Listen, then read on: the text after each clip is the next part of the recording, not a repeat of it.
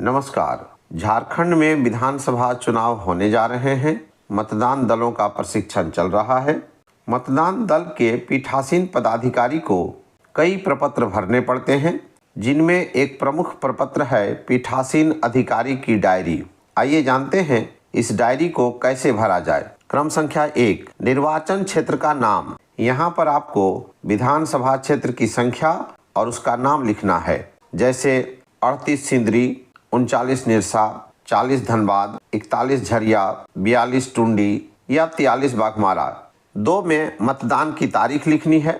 3 में मतदान केंद्र की संख्या एवं नाम, यानी जिस बूथ पर मतदान कराने आप जा रहे हैं उसकी संख्या लिखनी है और उसका नाम लिखना है। मतदान केंद्र निम्नलिखित में से कहाँ स्थित है? शासकीय या अर्धशासकीय भवन, निजी भवन या अस्थायी संरचना जो है उस पर आप टिक का निशान लगा देंगे। 4, स्थानीय रूप से भर्ती किए गए मतदान अधिकारियों की संख्या यदि कोई हो। आजकल स्थानीय रूप से मतदान अधिकारी नियुक्त सामान्य रूप से नहीं किए जाते हैं, अतः यहाँ 0 या नील लिखेंगे। 5, सम्यक रूप से नियुक्त मतदान अधिकारी की अनुपस्थिति में नियुक्त मतदान अधिकारी यदि कोई हो और ऐसी नियुक्ति के कारण चूंकि मतदान अधिकारी स्थानीय रूप से नियुक्त नहीं किए गए हैं, अतः इसमें NA नॉट एप्लीकेबल लिखेंगे।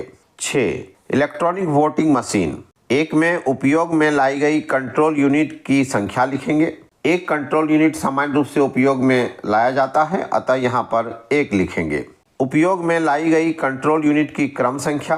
कंट्रोल यूनिट की जो क्रम संख्या होगी उस क्रम संख्या को आपको इसमें लिखना है। उपयोग में लाई गई बैलेट यूनिट की संख्या।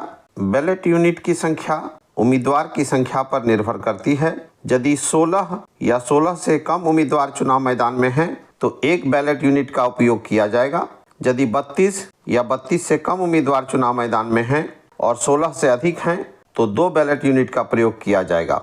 उम्मीदवार की संख्या में नोटा भी शामिल है, अतः कितने बैलेट यूनिट आपको दिए जा रहे हैं उसकी संख्या आपको यहाँ पर लिखनी है। उपयोग में लाई गई बैलेट यूनिट की क्रम संख्या, तो बैलेट यूनिट की जो क्रम संख्या होगी उसको यहाँ पर लिखना है।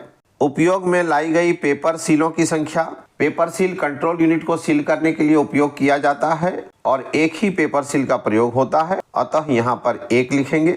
उपयोग में लाई गई पेपर सीलों की क्रम संख्या, यानी जो पेपर सील आपने उपयोग में लाया है उसकी क्रम संख्या को यहाँ लिखना है। प्रदाय किए गए स्पेशल टैग की संख्या। स्पेशल टैग जितने आपको दिए जाएंगे उसकी संख्या को यहाँ लिखनी है। प्रदाय किए गए स्पेशल टैग की क्रम संख्या, जो स्पेशल टैग आपको दिए गए हैं उनकी क्रम संख्या को यहाँ पर लिखना है। उपयोग में लाए गए स्पेशल टैग की संख्या। 1 स्पेशल टैग का प्रयोग किया जाता है कंट्रोल यूनिट के क्लोज बटन के सामने सील करने के लिए, तो संख्या यहाँ 1 लिखेंगे। उपयोग में लाए गए स्पेशल टैग की क्रम संख्या, जो स्पेशल टैग आपने इस्तेमाल किया है उसकी क्रम संख्या को यहाँ लिखना है। उपयोग में न लाए गए एवं वापस किए गए स्पेशल टैग की क्रम संख्या। चूंकि एक ही स्पेशल टैग का उपयोग किया जाता है तो जो अतिरिक्त स्पेशल टैग आपको दिए जाते हैं उन्हें वापस करना है, तो उनकी क्रम संख्या को यहाँ लिख देना है।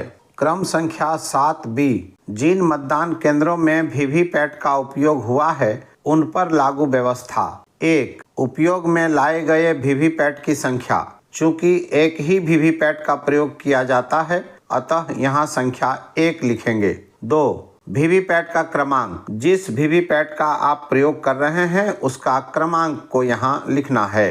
क्रम संख्या 8, ऐसे अभ्यर्थियों की संख्या जिन्होंने मतदान केंद्र पर मतदान अभिकर्ता नियुक्त किए हैं, यानी जिन उम्मीदवारों के मतदान अभिकर्ता आएंगे और कितने अभिकर्ता आ रहे हैं वह संख्या यहाँ पर लिखनी है। लेकिन ध्यान रहे, एक उम्मीदवार के एक ही अभिकर्ता मतदान केंद्र पर उपस्थित रहेंगे। यदि एक उम्मीदवार के 2 मतदान अभिकर्ता आते हैं तो एक अभिकर्ता उनके रिलीवर होंगे, लेकिन संख्या एक उम्मीदवार के लिए 1 ही लिखी जाएगी। क्रम संख्या 9.1, मतदान के प्रारंभ में उपस्थित मतदान अभिकर्ताओं की संख्या। ऐसे मतदान अभिकर्ताओं की संख्या जो मतदान प्रारंभ के समय में ही उपस्थित हो गए थे। 2, मतदान अभिकर्ताओं की संख्या जो विलंब से आए हों। ऐसे मतदान अभिकर्ताओं की संख्या जो मतदान प्रारंभ हो गया है उसके बाद मतदान केंद्र पर उपस्थित हुए हैं। 3. मतदान के समाप्ति पर उपस्थित मतदान अभिकर्ताओं की संख्या। ऐसे मतदान अभिकर्ताओं की संख्या जो मतदान समाप्ति के समय भी उपस्थित थे, वह संख्या यहाँ लिखी जानी है। क्रम संख्या 10(1) मतदान केंद्र पर नियत मतदाताओं की कुल संख्या। मतदाताओं की कुल संख्या मतदाता सूची से प्राप्त होगी। 2. निर्वाचक नामावली की चिन्हित प्रति के अनुसार मत देने के लिए अनुमति प्राप्त निर्वाचकों की संख्या। यह संख्या मतदान पदाधिकारी 1 से प्राप्त होगी। 3. मतदाता रजिस्टर प्रारूप 17A में प्रविष्ट मतदाताओं की संख्या। यह संख्या मतदान पदाधिकारी 2 से प्राप्त होगी। 4. वोटिंग मशीन के अनुसार रिकॉर्ड किए गए मतों की संख्या। वोटिंग मशीन के टोटल बटन को दबा करके यह देखा जा सकता है कि कुल कितने मतदाताओं ने मतदान किए। ध्यान रहे, निर्वाचक नामावली की चिन्हित प्रति के अनुसार, मतदाता रजिस्टर के अनुसार और वोटिंग मशीन के अनुसार तीनों में एक समान संख्या होनी चाहिए। 5. मतदाताओं की संख्या जिन्होंने मत न देने का निश्चय किया हो, यदि कोई हो। जो मतदाता मतदान केंद्र पर मतदान करने आएंगे वे निश्चित रूप से मतदान करेंगे, चूंकि मत देने का अधिकार उन्हें प्राप्त है। अतः ऐसे मतदाताओं की संख्या 0 होगी जिन्होंने मत न देने का निश्चय किया हो। इसके बाद प्रथम मतदान अधिकारी एवं द्वितीय मतदान अधिकारी हस्ताक्षर करेंगे। क्रम संख्या 11 निर्वाचकों की संख्या जिन्होंने मत दिए। पुरुष की संख्या, महिला की संख्या, थर्ड जेंडर की संख्या और कुल मतदान की संख्या यहाँ लिखनी है। पुरुष, महिला और थर्ड जेंडर मतदानकर्ताओं की संख्या मतदान अधिकारी 1 से प्राप्त करेंगे। और ध्यान रहे, कुल मतदान की संख्या वही होगी जो क्रम संख्या 10 के 2, 3 और 4 में लिखी गई है।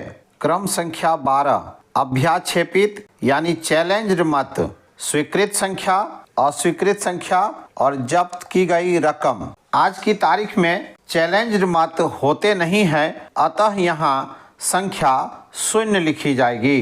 क्रम संख्या 13 उन व्यक्तियों की संख्या जिन्होंने निर्वाचन कर्तव्य प्रमाण पत्र यानी EDC प्रस्तुत करने पर मत दिए। यदि ऐसे कोई व्यक्ति हों जिन्हें EDC प्राप्त है तो वह EDC प्रमाण पत्र प्रस्तुत करके मतदान कर सकते हैं। तो यदि ऐसे होंगे तो संख्या लिखनी पड़ेगी और नहीं होंगे तो यहाँ संख्या 0 लिखनी है। क्रम संख्या 13A प्रवासी निर्वाचकों की संख्या जिन्होंने मतदान किया। यदि ऐसी कोई संख्या हो तो आप संख्या लिखेंगे, अन्यथा नील लिखेंगे।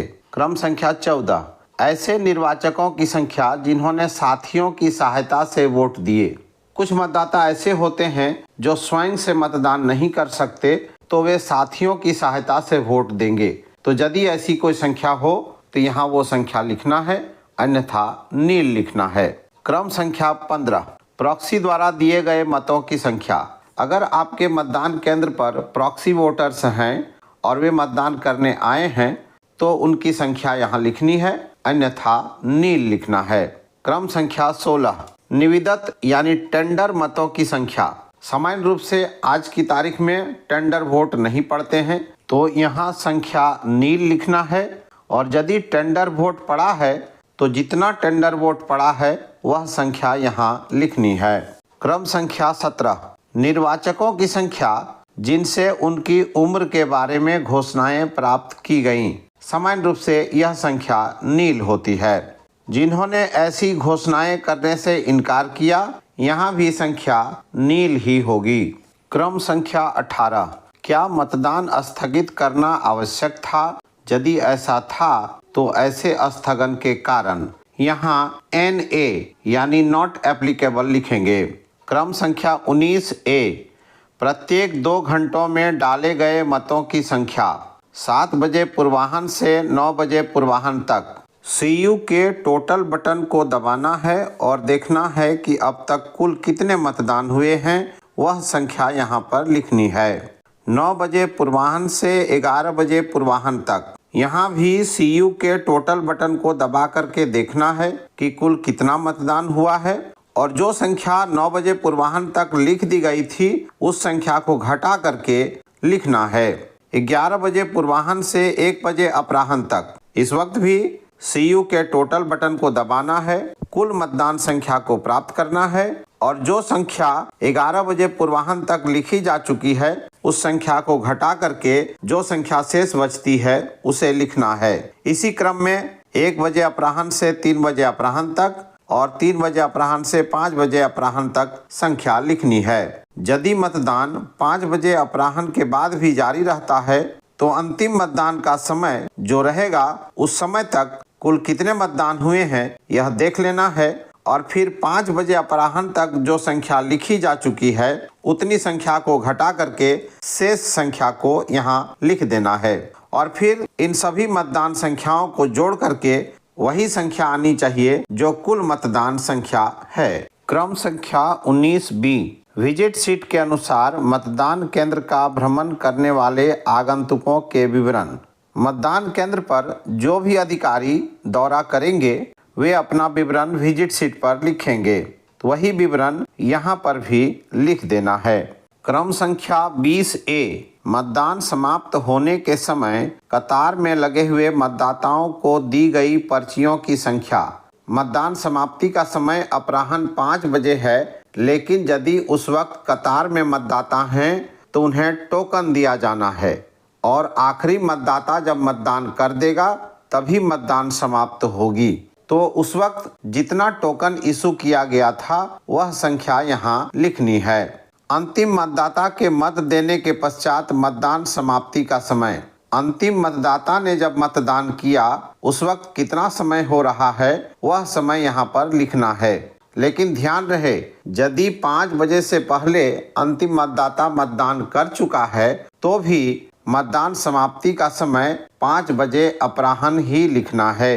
क्रम संख्या 21 निर्वाचन अपराधों का विस्तृत विवरण। मामलों की संख्या।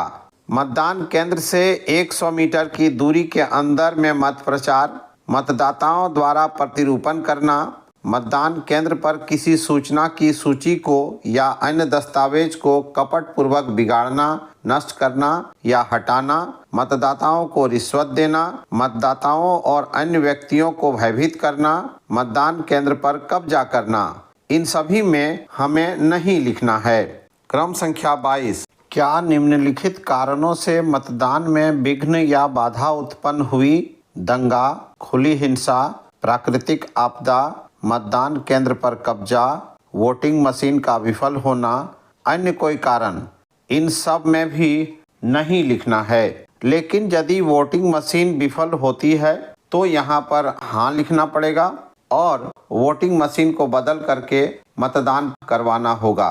क्रम संख्या 23 क्या मतदान केंद्र पर उपयोग में लाई गई किसी भी वोटिंग मशीन के निम्नांकित में से किसी कारण से मतदान दूषित हुआ था?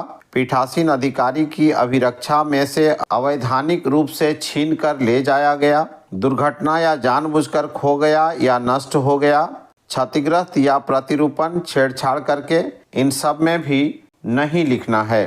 क्रम संख्या 24 अभ्यर्थियों अभिकर्ताओं द्वारा की गई गंभीर शिकायतें यदि कोई हो तो यहाँ भी नहीं लिखना है। क्रम संख्या 25 विधि व्यवस्था को भंग करने संबंधी मामलों की संख्या, यहाँ नील लिखना है।